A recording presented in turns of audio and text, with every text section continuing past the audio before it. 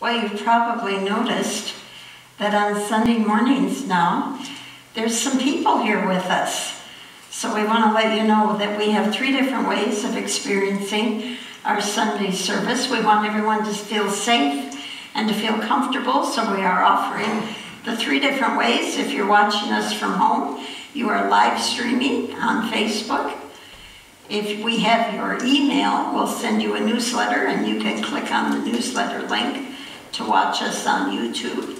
Or you can simply type my name in on YouTube, Ann Marie Beale, and it will take you to my messages. Or you can attend in person with what we call a soft opening. A soft opening means those few that would like to come in person come at their own risk. We ask that you not come if you have any symptoms, and if you would wear a mask and stay 6 feet apart. We just want you all to be safe, and yet we want to offer every opportunity to give you an experience of Unity Church of the Cumberlands. So today what I thought I'd talk about, you've probably noticed that there's a lot of division and polarization in the world today. If you use any of the social media, it appears that people are just looking for someone to hate, to blame, to disagree with. It's so I almost don't want to go on it some days. And the sad part is religions themselves can be polarizing. My religion is better than your religion, and so on. So what I thought I'd do is once a month, I'm talking about different cultures around the world, different philosophies, different religions, and looking at how alike we are. Not how different we are, but how alike we are. Every culture in the world, all cultures, have avatars, masters, and enlightened beings who came to the earth to show us the way to our own awakening, to our own enlightening. And this gives us hope, for we know we can awaken too. And so we've already looked at Zoroaster in ancient Persia, which is now Iran, and we saw how much alike we are. We looked at Akhenaten from ancient Egypt and saw how much we had in common with him. We looked at the Hopi in Arizona and saw how beautiful their culture is. And today we're going to look at our southern friends, Mexico and Central America. Such a warm and wonderful, loving people. And they have a wonderful, enlightened being in their rich history. His name is, and I'm not sure of my pronunciation, I apologize, but it's Quetzalcoatle. You have to say that with gum in your mouth to get it right, I think. He's also called Kukulkan, and there's actually a pyramid made in his honor, which we'll talk about a little later. The symbol for him is a feathered serpent. And of course, the serpent, in esoteric terms, represents that energy of Kundalini within us. And the feathers represents the flight, the rising of the Kundalini to a higher state of mind. He's also looked on as a beautiful bird with great, brilliant plumage, like a peacock or a Quetzal bird. He was an enlightened statesman far before his time. And like our own Charles Fillmore from Unity, he was a scientist, a philosopher, and a mystic. He brought to the culture a brilliant study of mathematics with a number system that almost looks like our computer number system, for it goes bar, dot, circle, bar, dot, circle. Can you imagine how long ago this was in ancient times? He brought with him a knowledge of astronomy and helped to create those round calendars that we now call the Mayan Calendar. His reign was a time of awakening and happy prosperity. It is said that his reign bloomed like a rose, paradise on earth, and the air was filled with sweet perfumes and the sweet melody of birds. How beautiful is that? There are so many legends and stories about him, and such a wide time range that it's really hard to pinpoint exactly who he was. The legends go from the Toltecs to the Aztec to the Mayans, and that was a wide time range. So some feel that he was a composite of a line of enlightened hero gods or beings that came to preserve metaphysical truths that we now talk about so freely. The stories are a little bit fact and a little bit fiction, as are Eastern cultures that teach truth through stories. Like Muhammad, he was a warrior priest, and he conquered the Mayans. And then they took him and captured him and threw him off a cliff. Wow. But guess what? He lived. He didn't die. And they were so amazed that he didn't die. He passed their test. What a test. That they made him leader of the Mayans. Now, some say he came from Atlantis after the cataclysm.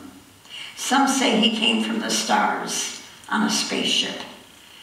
Some say he's another incarnation of Jesus. And that's believable because it's almost eerie how similar his story is to the stories of Jesus. Now, this doesn't diminish Jesus, but shows the importance of these stories, for they are stories of the journey to enlightenment in all of us. So how fitting that most of the cultures around the world have similar stories.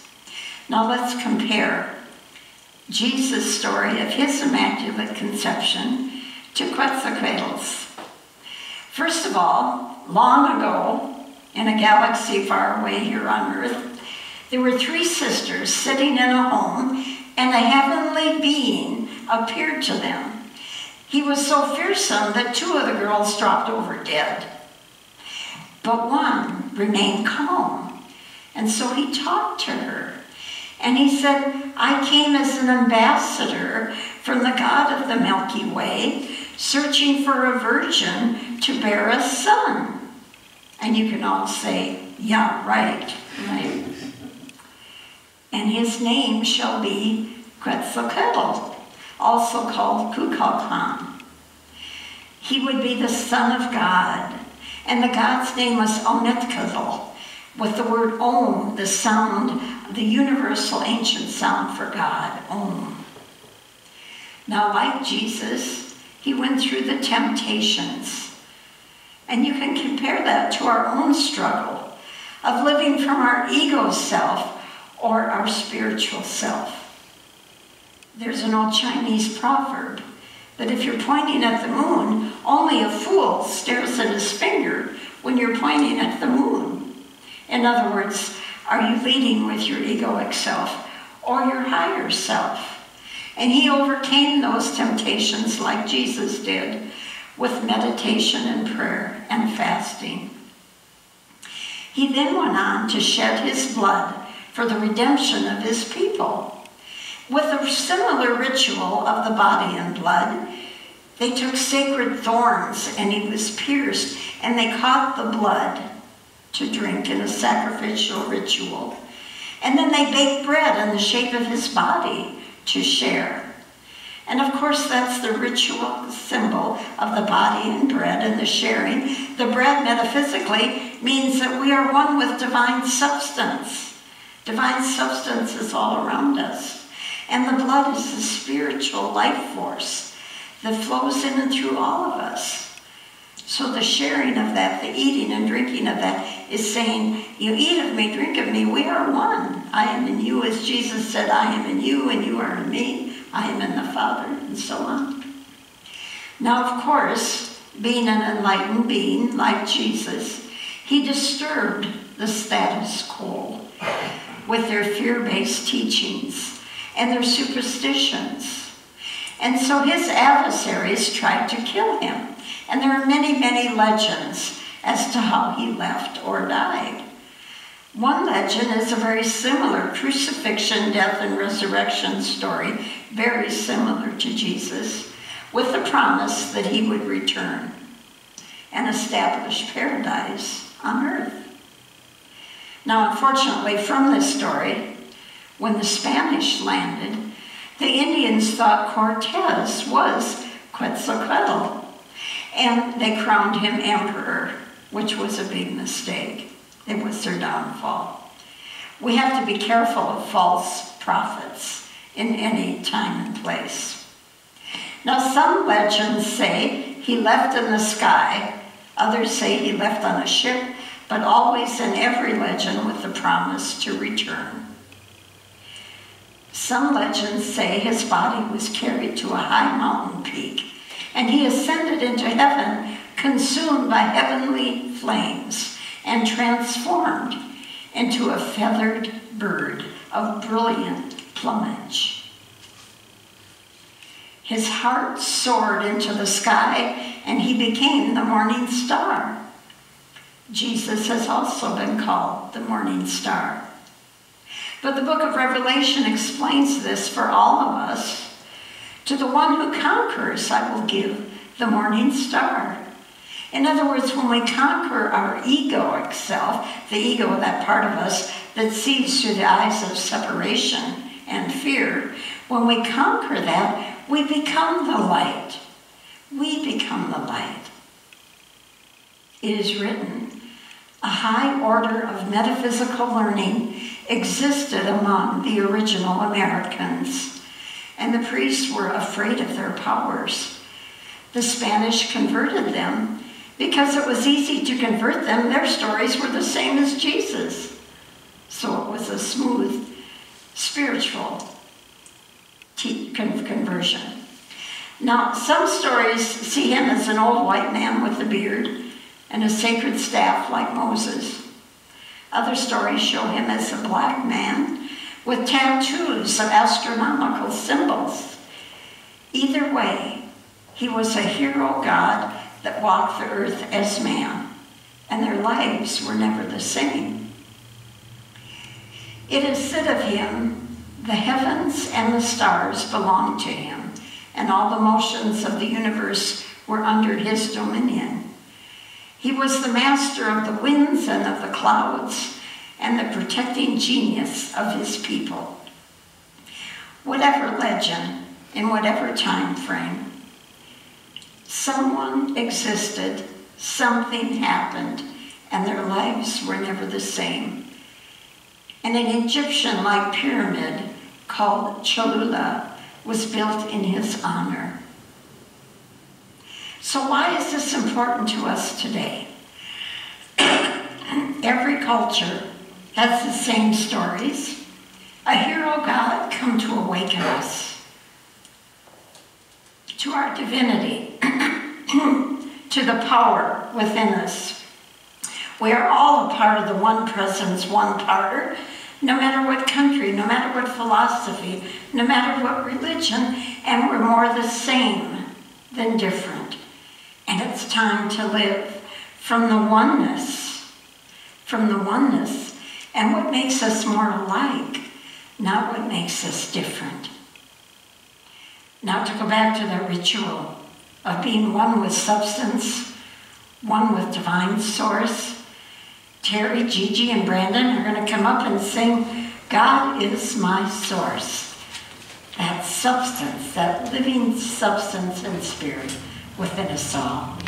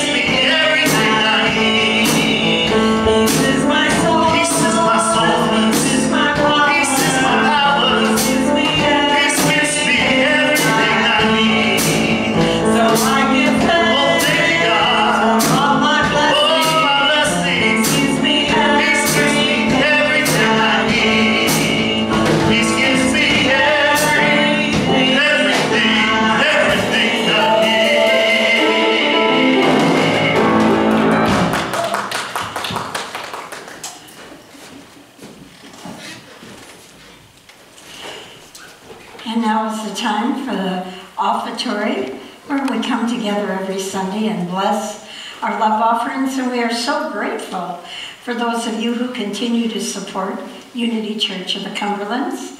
If you're at home, you can go on our website, unitycookville.org, and click on the donate button, or you can mail your love offering to 823 East 10th Street, Cookeville, Tennessee, 38501. Would you say with me at home, and both here and at home, our offertory blessing that we say together every Sunday, together. Divine love through me blesses and multiplies all that I have, all that I give, and all that I receive. And I am grateful. And now Terry will come up for a closing prayer.